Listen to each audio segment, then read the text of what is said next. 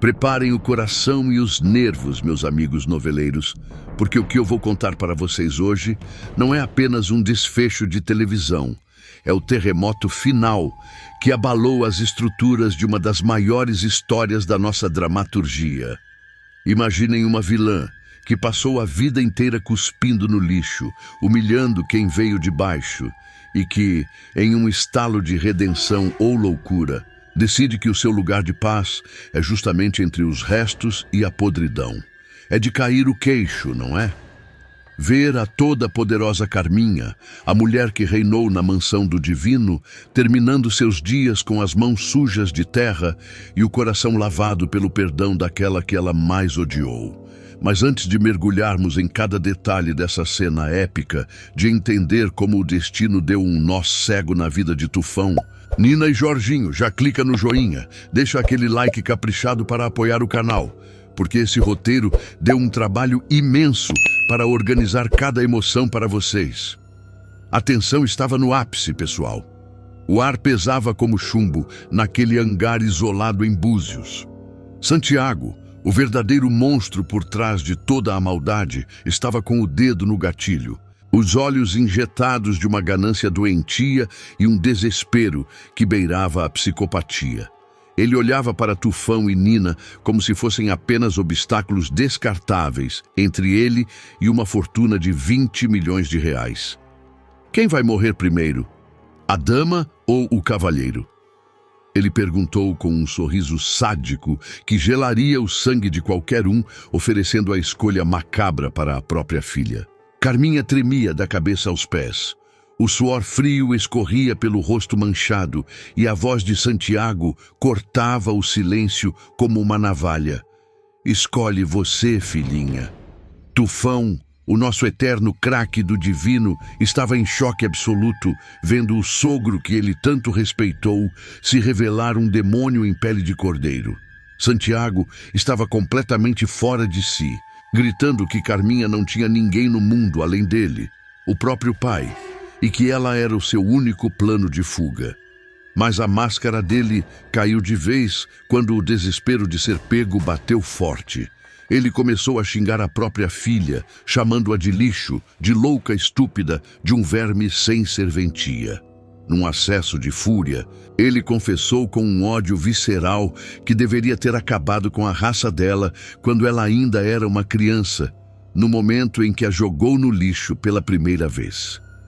Ele foi além, humilhando a memória da mãe de Carminha, chamando as duas de pobres derrotadas, que não serviam para nada. Foi o limite para qualquer ser humano. O clique na cabeça de Carminha aconteceu ali, no meio daquela humilhação pública, num movimento rápido, movida por um instinto de proteção que ninguém mais esperava dela. Carminha rendeu o pai. Ela salvou Tufão e Nina da morte certa, colocando um ponto final na tirania de Santiago. Enquanto a polícia não chegava, o clima era de uma despedida melancólica e carregada de dor. Carminha olhou para Tufão, o homem que ela enganou, traiu e usou por tantos anos, e disse as palavras que ninguém no Brasil achou que ouviria um dia. Acho que vou morrer sem te entender. Eu sempre soube que não merecia a sorte de ser casada com um homem maravilhoso como você. Ela confessou com os olhos marejados que da sua maneira torta, doentia e maluca, ela realmente o amou. Ela gostava daquela vida de esposa perfeita, de ter uma família de verdade, de ser feliz no subúrbio. E num último pedido desesperado de mãe, ela implorou para que ele cuidasse da Ágata. Jorginho, o filho que ela tanto rejeitou e maltratou, ouviu da mãe as palavras finais antes de ela se entregar. Você foi a única coisa boa que eu fiz na minha vida. Ela desejava, do fundo do que restava de sua alma, em que ele fosse muito feliz ao lado de Nina, a mulher que ela tentou destruir de todas as formas possíveis. É de arrepiar qualquer um, pessoal. Enquanto isso, no bairro do Divino, a notícia corria como fogo em rastro de pólvora. A família de Tufão estava reunida na sala da mansão, entre preces desesperadas e nervos à flor da pele. Muricy rezava a Ave Maria com uma fé inabalável, clamando por Santa Maria, Mãe de Deus, enquanto segurava seu terço.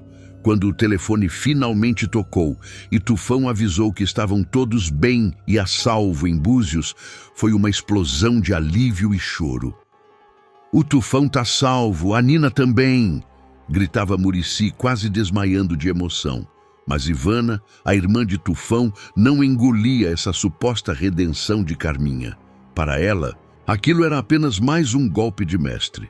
Uma tática fria para tentar reduzir a pena agora que a polícia estava na cola deles. O ódio de Ivana era tanto que ela desejava que Carminha apodrecesse na cadeia até o último dia de sua vida.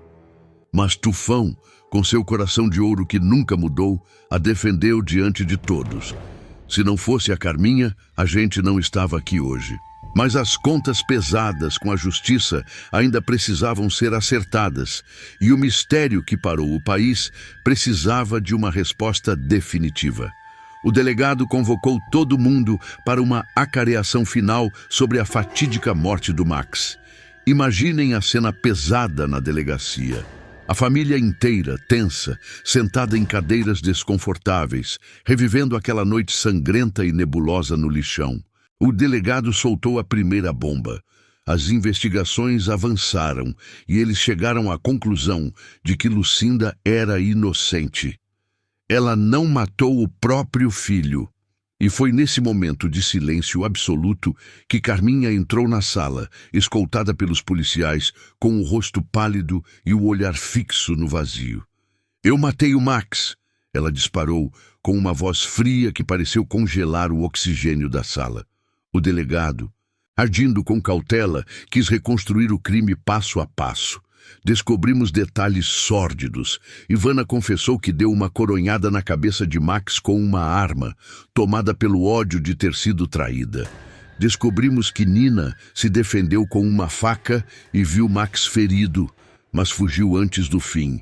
Mas foi Carminha quem deu o golpe final e fatal com uma enxada na cabeça do amante. Era ele ou eu. Ela se justificou, alegando que se não parasse o Max, ele mataria Nina ou qualquer outra pessoa que cruzasse o seu caminho naquela noite de loucura. Foi um ato de legítima defesa, um gesto desesperado para salvar a própria pele, e num lampejo de consciência que ninguém esperava, a vida da sua maior inimiga. A saída de Lucinda da cadeia foi um dos momentos mais emocionantes que já vimos, pessoal. Nina, Jorginho, Betânia, Picolé e todas as crianças do lixão estavam lá no portão para recebê-la com um banquete de amor e liberdade. Lucinda, que passou grande parte da vida achando que era uma assassina, porque o crápula do Santiago a fez acreditar que ela tinha matado a mãe da Carminha no passado, estava finalmente com a alma lavada. Mas antes de voltar para o seu refúgio, ela sentia que tinha uma última missão de misericórdia: visitar Carminha na prisão. Ali estavam duas mulheres, ambas vítimas do mesmo homem manipulador, o Santiago. Lucinda, com aquele olhar materno que acolheu tantos órfãos, disse que estaria esperando por Carminha do lado de fora quando ela saísse. Carminha, com o cinismo abalado, perguntou como ela ainda podia amá-la depois de tudo o que aconteceu. E Lucinda, com uma bondade quase divina, respondeu que sempre viu em Carminha a continuação de sua própria filha perdida, a Clarinha. Enquanto os anos de prisão de Carminha passavam lentamente, a vida no bairro do Divino seguia o seu curso vibrante, barulhento e confuso. Cadinho, o nosso polígamo favorito, estava na pior fase de sua vida. Pobre, sozinho em um apartamento que ele agora achava cafona e amargando o luto de ter perdido suas 3 mulheres ao mesmo tempo. Ele tentava se convencer com uma tristeza profunda de que ia envelhecer sozinho, aprendendo a jogar dominó. Mas o coração dele ainda batia forte pelas suas gatinhas. E não é que o amor ou a loucura venceu. Verônica, Noemia e Alexia voltaram para ele, mas com uma condição inegociável: Um casamento de verdade, com tudo o que tinham direito. E que festa absurda foi aquela, pessoal! O Divino Futebol Clube foi todo decorado com os tecidos doados pelo Diógenes, que também se ofereceu para oficiar a cerimônia coletiva. Cadinho, radiante e finalmente em paz com sua confusão amorosa, prometeu fidelidade eterna às três na alegria, na tristeza, na saúde e principalmente na riqueza. Embora as noivas tenham feito ele jurar de pés juntos que a pobreza não ia piorar mais do que já estava. E por falar em futebol, o esporte que move o divino estava à beira de um colapso emocional coletivo. O time precisava subir para a primeira divisão, mas o Adalto, o nosso eterno artilheiro traumatizado, não conseguia chegar perto da marca do pênalti sem tremer como folha seca.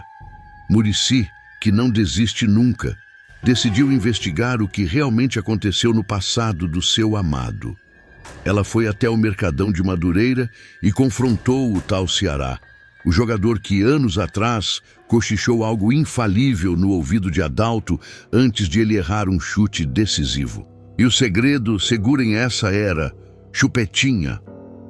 Sim, meus amigos, Adalto chupava chupeta escondido até os 15 anos no colégio interno e o Ceará usou essa humilhação para desestabilizá-lo. Muricy voltou para casa decidida e colocou Adalto contra a parede.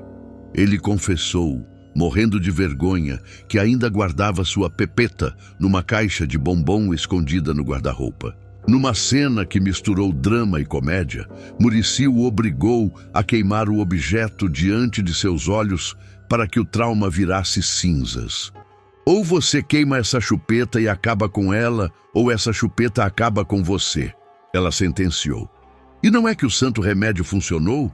No jogo final do campeonato, Adalto foi para a bola com uma confiança de titã e estufou a rede com um chute certeiro. O divino era campeão. E a alma de Adalto estava finalmente livre de suas amarras de infância. 3 anos se passaram como um sopro na história. O sol brilhava forte refletido nos cacos de vidro do lixão quando Carminha finalmente atravessou os portões da penitenciária. Ela não quis saber de voltar para a mansão, não quis o dinheiro de tufão, nem as roupas de grife. Ela voltou para onde sua jornada de dor realmente começou, para a casa simples da mãe Lucinda, no meio dos detritos. Lá, ela trocou definitivamente as sedas caras pelos panos humildes e as unhas feitas pela enxada pesada. Ela confessou que estava exausta de ser a Carminha do tufão e que o lixão era, estranhamente, o único lugar onde ela se sentia ela mesma. E foi nesse cenário improvável de humildade que aconteceu o maior milagre da novela, o perdão genuíno. Nina e Jorginho chegaram ao lixão em uma tarde ensolarada, trazendo o pequeno Jorge Tufão Neto nos braços para conhecer a avó. Carminha, com as mãos trêmulas e calejadas, pegou o neto no colo e desabou em lágrimas de verdade. Nina, a mulher que ela tanto infernalizou e tentou enterrar viva, deu o passo final que ninguém esperava. "Você me perdoa?" perguntou Carminha com a voz embargada.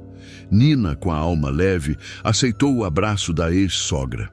Elas tomaram café juntas, servido por Lucinda como 2 sobreviventes de uma guerra cruel onde ninguém saiu totalmente vencedor.